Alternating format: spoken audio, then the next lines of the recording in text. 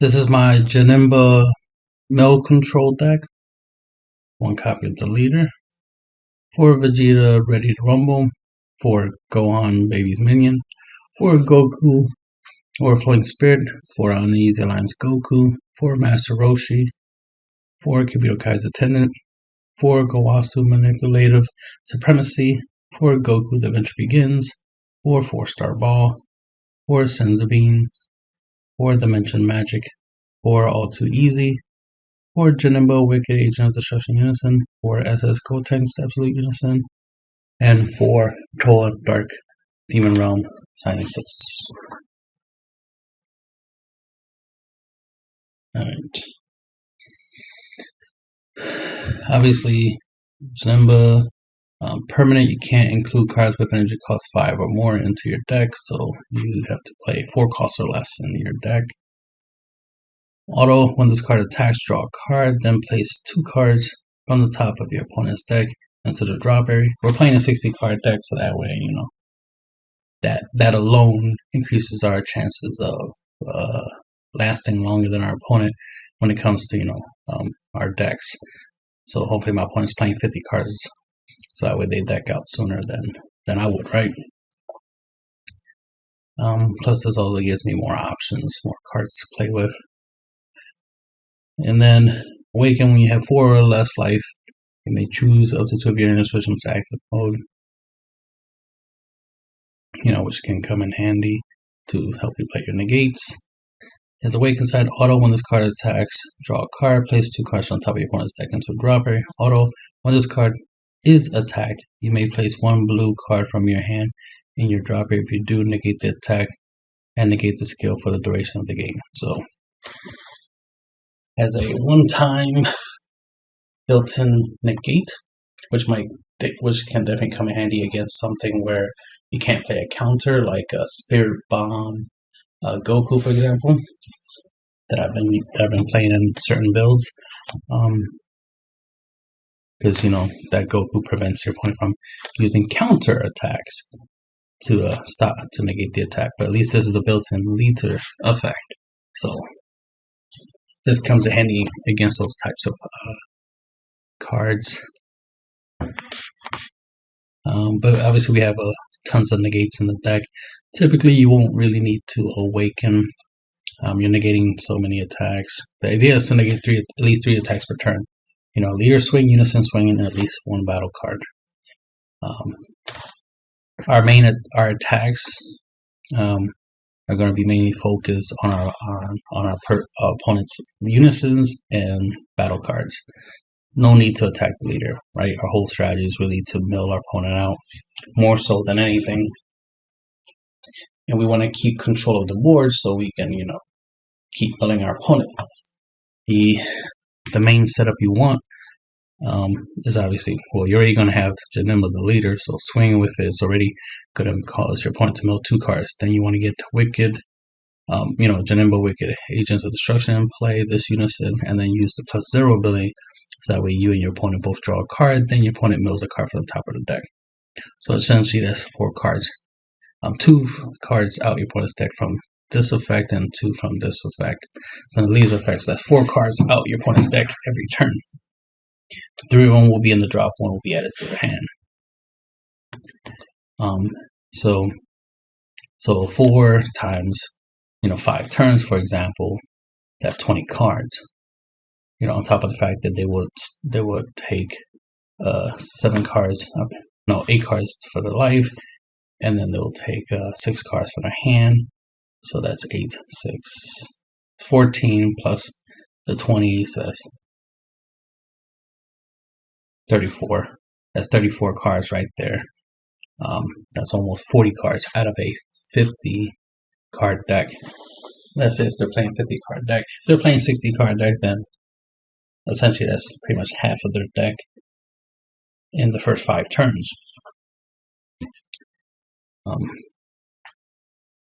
The idea is obviously to try to stay in the game longer than that, and trying to mill your opponent as much as possible.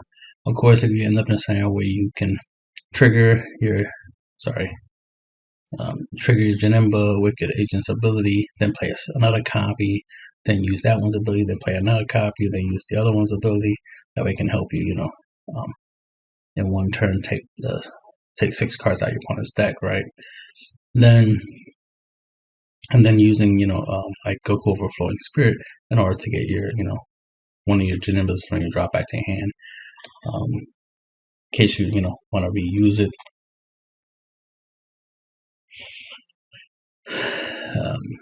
Of course, we have this so we can reuse our Unison, so we'll do some really fun stuff with that later. Alright, so we have Vegeta. Oh yeah, I forgot to finish talking about so of course we, the leader plus the Unison, we want both of them in play. That would help us get 4 cards out of our opponent's deck every turn. But that's the mill part of the deck, obviously, right? The control part, utilizing the mill to control. You don't want your opponent to have battle cards, right? Because typically that's what you'll face is leader swing. Leader will always be there, so it'll be hard to get rid of the leader. So you have to defend against. You have to block against leader as much as possible. Every turn. If your opponent plays a Unison, you got to deal with that. But as long as you're swinging your leader and any of your battle cards or Unison swings at your opponent's Unison, you should be able to get rid of them relatively easy. Or at least keep it at bay, right? And then battle card, right? So we want to be able to prevent our opponent from getting battle cards specifically. Unisons. Well, it depends on how this works out. Let me explain this first part first. So Gowasu manipulates supremacy. The purpose of him is to let us look at the top 3 cards of our opponent's deck, and then we put it back in any order. Right? We get to choose the order. So we're going to want to put it in the order in which the card at the top will be the card we will be okay with our opponent adding to their hand. Through the effect of our Unison, right? Because remember, you and your opponent both draw a card. Then your opponent mills a card after they draw. So because of that, you want to make sure the card they draw from the Janemba, preferably, is not a battle card. If it's an extra card Unison, so be it. You'll deal with it, right? But don't want it to be a battle card. All right? Because one, that reduces combo power, so they, that relevance. But mainly, you just don't want them to be able to have battle cards to be able to attack you with, right?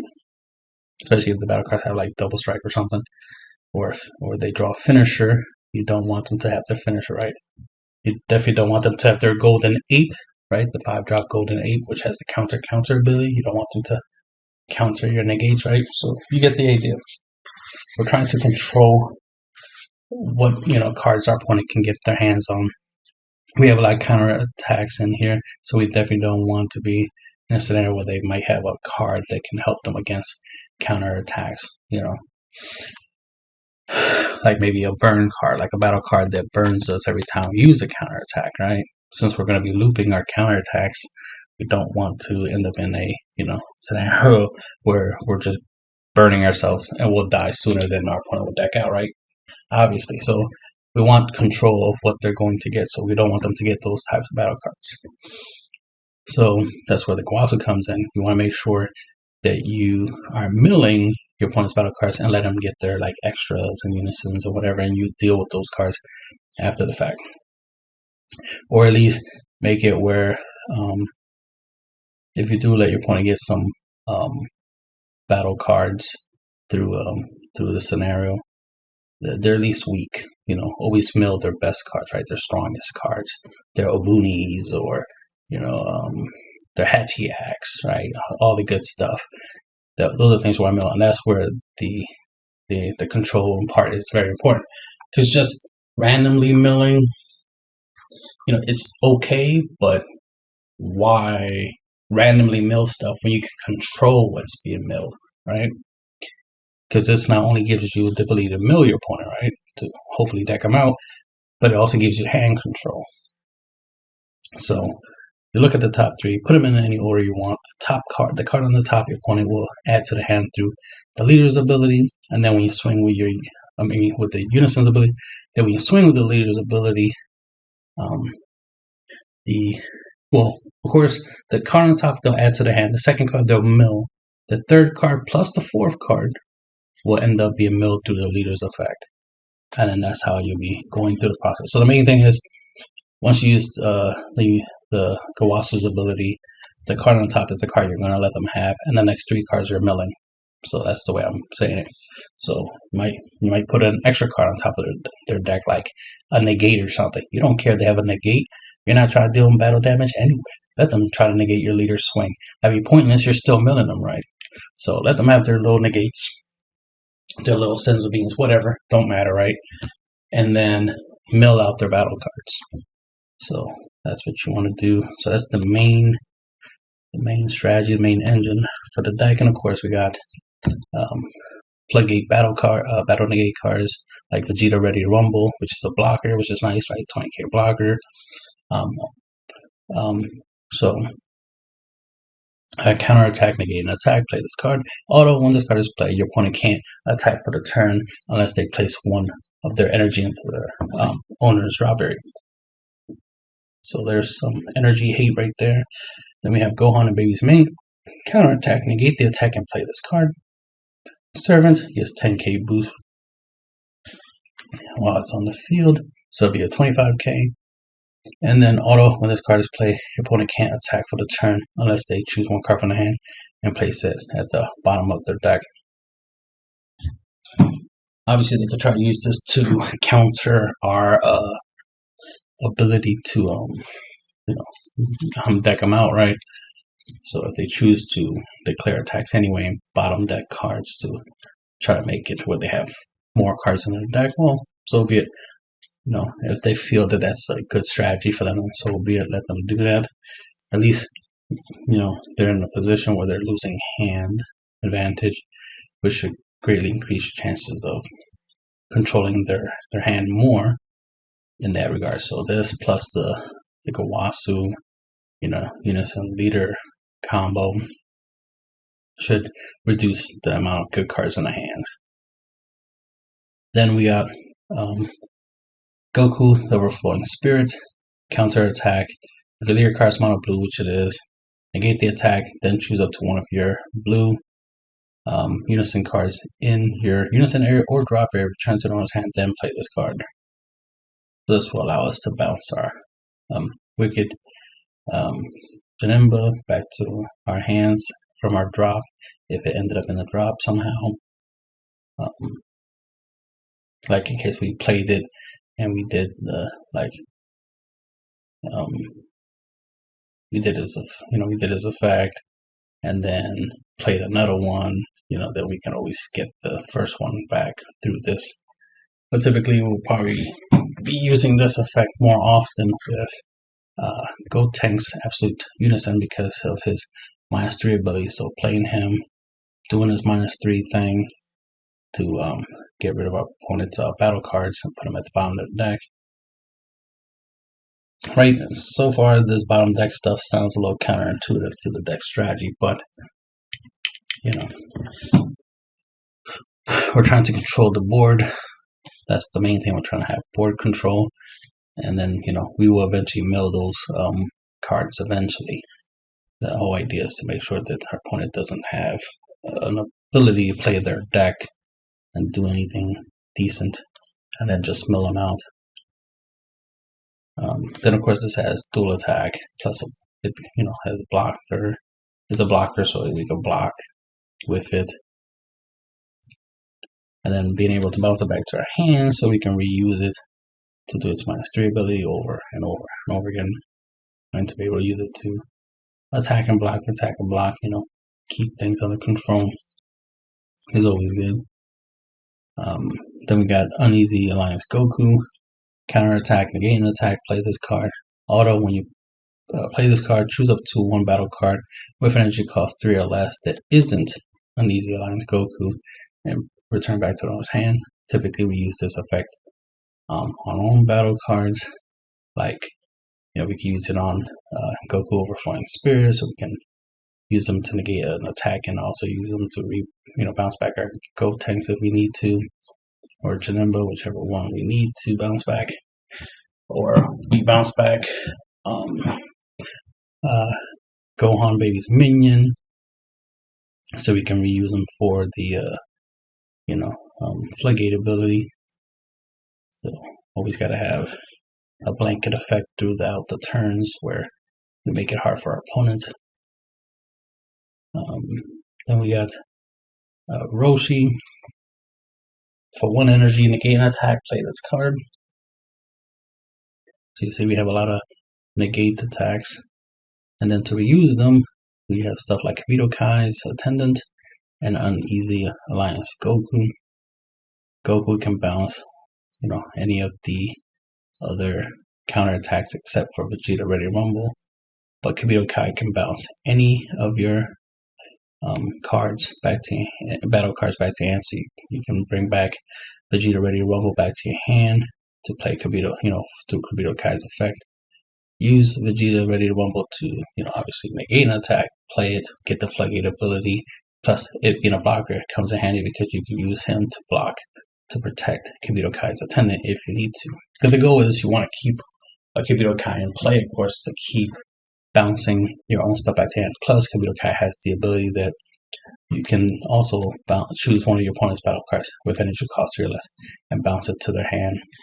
So this can help you, clear your opponent's board, keep control, keep things bouncing back to your opponent's hand. So that way they don't have stuff in play that you have to deal with. And then, with your floodgate abilities like, Gohan, Baby's minion, or Vegeta's Ready Rumble, forcing your opponent into a position where if they want to attack, they have to give up cards, which is always good for you to do to your opponent. Always bad for them for you to do it. Cool thing about Gowasu is the fact that you can use him, if you have more than 1 copy of him, you can use both copies. What you do is use the first one's ability, right? Manipulate the top 3. Then use your Unison's ability, for example, to get rid of, force your opponent to draw a card and get rid of the other card. Then use the second Gowasu's ability to manipulate the next 3 cards, right? And then swing with the leader and then mill, the top 2 cards. That way you have, some more control of what your opponent is and isn't getting. And it's up to you, in the order in which you do stuff. You could do a Gowasu effect, right? Manipulate the top 3, then swing with the leader to mill 2. Then, since you already know what the 3rd card is, that's the card you could do like Janemba effect. Your opponent gets that 3rd card and then mills the next card after that, which will be like the 4th card, right?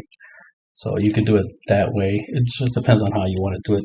That's why it's called control, right? You get to control how you mill, how you do it, right? It's mill control. So that kind of stuff. So a lot of different things you could do with that. Goku the Adventure Begins. We only use it for its first active main, which is once per turn, choose up to 1 4-star ball from your deck or drop area and add it to your hand. Shuffle your deck. You can look through it. The 4-star ball. This is the 4-star ball. And if you have more than 1 copy of Goku the Adventure Begins, you can activate each copy's ability to, add 1 4-star ball from your deck or drop area to your hand. And this is a way to keep your defense up, to have a way to combo and not give up hand advantage. You don't want to combo off your negates. Like, you don't want to use your Gokus and your Roshis and your, Gohans to combo, defensively. You rather keep them to use them for the negates, right? So then the 4-star ball is the way you can go and, defensively combo or defensively defend yourself, right? The 4-star balls have the active battle ability. Choose up to 1 of your battle cards or leader cards. It gets 5k power for the duration of the turn. And that's all you're really getting in this deck because there's no skillless battle cards. So you'll be using this to protect your leader. Then we got Senzu Bean. Active battle, choose 1 of your cards, which more likely is going to be your leader. And then give it 5k power for the duration of the turn. Then choose up to 2 of your energy and switch them to active mode. That way you can turn 1 energy into 2 energy, right? And be able to, make your leader stronger so you don't have to combo as much to protect it or even at all. And then, of course, use the energy for, negates and stuff, all that good stuff. Then we have Dimension Magic, counter attack, leader card's blue, negate an attack, choose 2 of your blue energy and switch attack mode. So that way you could obviously use it to play a negate. Sparking 5, if you have 5 or more cards in your drop, take a card from your life, add it to your hand in order to play this card for free. All too easy. Counter attack, if your leader card is blue, negate the attack, then choose up to one of your opponent's battle cards with energy cost of 1 and return to his hand. Permanent. If this card's in your drop area, you could play from your drop area by paying its energy cost, which is blue, and then banishing this card. Sending this card and 1 blue card in your hand to the warp in order to play this card from your drop. And you can't activate this card, copies of this card for the remainder of the turn. So it's our graveyard negate, so we can, use it early game, and then have access to it late game from our drop, which is always good. Janemba, we already mentioned, we're using the +0 ability to make both you and your opponent draw a card, and then your opponent mills. And that's all we're really using it for. It does have other effects. As is Gold Tank's Absolute Unison, Go Attack Blocker. We're using it mainly for its -3 ability to help us clear our opponent's board. So, blocking attacks is one thing, but being forced to always keep blocking our opponent's attacks, right, every turn is not good. You want to put your opponent in a position where they can't attack you much or even at all. You want to force them down to at least 1 or 2 attacks a turn, so it'd be easier to defend against. Or force them down to no attacks. That's even better, right? Then we have Tola, Dark Demon Realm Silences. You never know. You might, since you can't have 5 or higher cost cards in the deck, so it'd be hard to put like a big card, like a finisher or something, or Baby Hatch. Baby Hatch, yeah, would been a really good card in this deck, obviously, right? But we can take control of something with 5 costs and higher, so we have her here for her -4 ability to choose up to 1 of your opponent's battle cards and gain control of it. So might be in a scenario where you're using Janemba, right? As soon as you can get Janemba out the battle right turn 2 and start doing Janemba, but then you might end up in a scenario where it's like, alright, I need to play Toa, so then you play Toa, getting rid of the Janemba.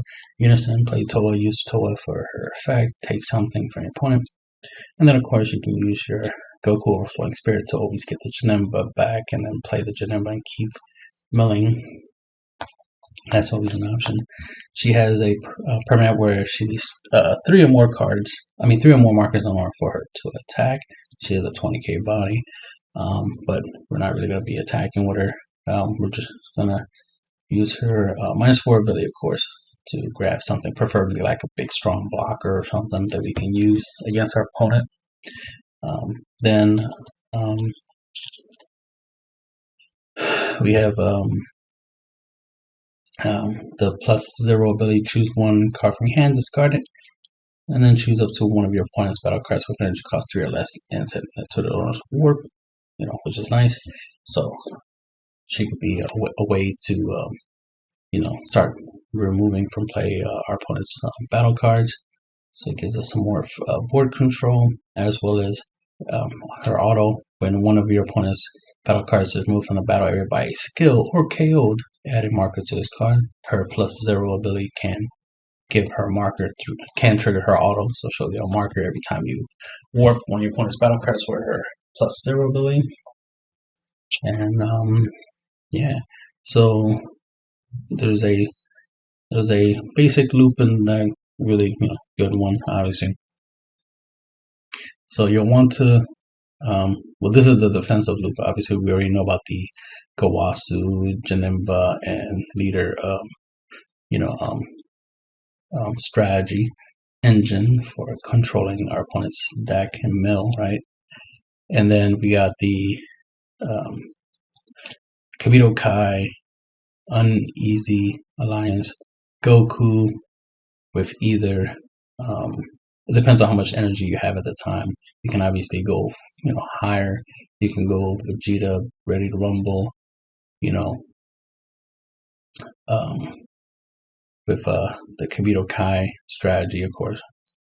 or you can go the Easy Alliance Goku Roshi, which is the lowest cost one. This is the one where you can negate 3 attacks off of 4 energy, because you'll have 4 energy, right? Your opponent attacks, you play Roshi from 1, negate the attack. Then upon second attack, you'll use 2 energies to play on Easy Alliance Goku to negate the second attack.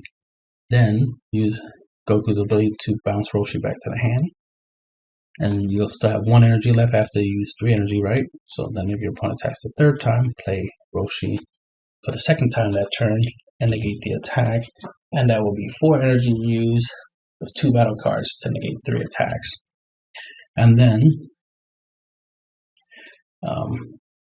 you'll want to do on your turns, use Kabuto Kai to return an Easy Alliance Goku back to your hand, and this will allow you that when your opponent attacks, you'll use on the Easy Alliance Goku to negate the attack, bounce the Roshi back to the hand so that we could play the Roshi, for 1 energy to negate another attack. And then just be able to keep that engine going over and over again, where you can, where you can Kabuto Kai bounce the uneasy Goku. Goku can bounce the Roshi plays. You play the Goku bounces the Roshi.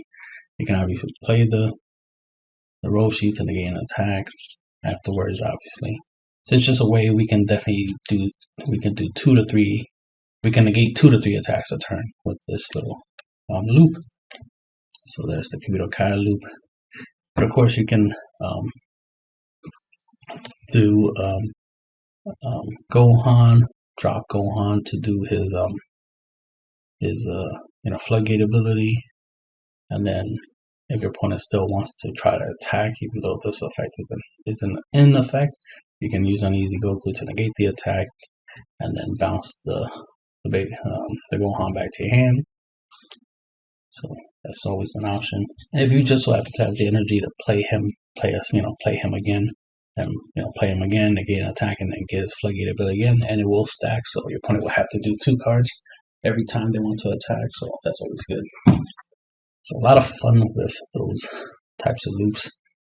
And yeah, and that's the end of the video.